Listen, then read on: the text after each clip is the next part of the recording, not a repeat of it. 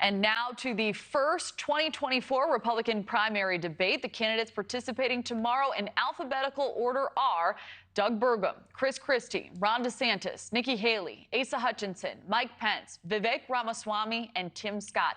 Notably, Miami Mayor Francis Suarez did not meet the criteria to make the stage, according to the RNC's announcement. But the most glaring absence, of course, is former President Donald Trump, who repeatedly said he would not take part. The Republican National Committee said they hoped he would change his mind at the last minute. And Fox News, which is hosting the debate, has reportedly told Trump surrogates that they will not be able to attend, and that applies to representatives of all candidates who are not part of the debate. But despite not appearing on the debate stage, the former president maintains a commanding lead in the polls. The Real Clear Politics average shows him more than 40 points ahead of DeSantis, with Ramaswamy in third. And this is all talking place as Trump faces 4 indictments. So a lot to get to. Joining us now, Republican strategist Boyd Matheson, TV and radio host for KSL in Salt Lake City. Boyd, thank you so much for being here.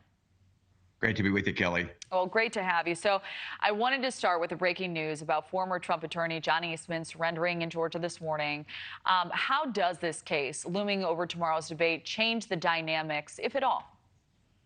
You know, I think it's an interesting one. I thought Mr. Eastman's statement was really interesting in terms of saying that, hey, this is a First Amendment issue. We have the right to redress. And of course, people can challenge ballots and so on. In every election that happens. I think what Mr.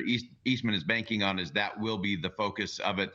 I think what he was doing was very different in terms of the electors, which all depended on the vice president tossing out some of those as well. And so the case itself will get complicated and complex with all of those defendants. It will cast a bit of a shadow tomorrow. I think it will be one of those where the elephant in the room will be not in the room. And so that will create an interesting dynamic for all of the candidates in terms of dealing with those who are now having to report by Friday, including the former president, who has indicated that he'll turn himself in on Thursday. So some Republican strategists predict if one of the other candidates emerges through these debates as the primary alternative to Trump, then you could see Trump's lead cut very quickly. Do you agree?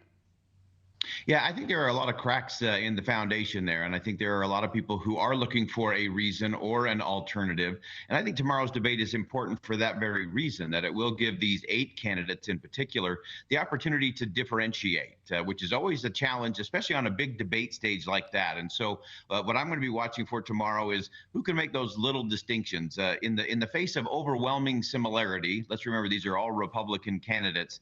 They won't have a lot of differences on policy, but even that slight difference can be perceived as being immensely more valuable. I always refer to it as the potato chip aisle. You go down there and you'll see 25% more salt, new flavor, you know, bonus this and that.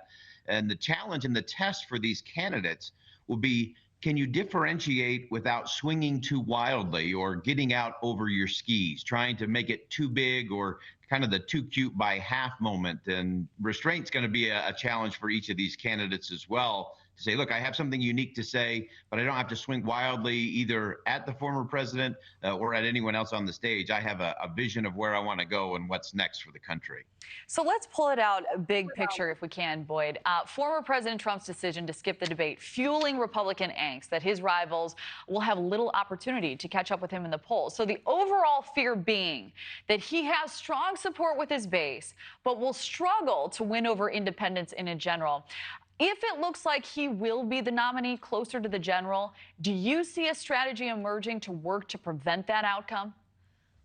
You know, I think it's going to be interesting. I think we're far from that point at this stage. I think you are going to see some of these candidates have their moment. And the question always for a candidacy is, can you take one of those magical moments on a debate stage and transform it into a sustainable movement? That's the real test. And if you have 1 or 2 of those candidates begin to emerge, I think that totally changes the conversation. To your point specifically, Kelly, I think that a lot are saying, look, it is an electability issue for the former president. He can very well win this primary and be the nominee, but can he really win the general? And I think that's where the conversation will intensify, especially as we move past Labor Day and into the fall, and as these cases against the former president start to play out. I think you're going to have an interesting convergence there. And the question will be, will any of these candidates be able to be so positioned with time, resources, and a message that can capture that and turn it into an actual movement and propel them forward? Thank you for watching. Go to newsnationnow.com to find News Nation on your television provider. And don't forget to click the red subscribe button below to get more of News Nation's fact-driven, unbiased coverage.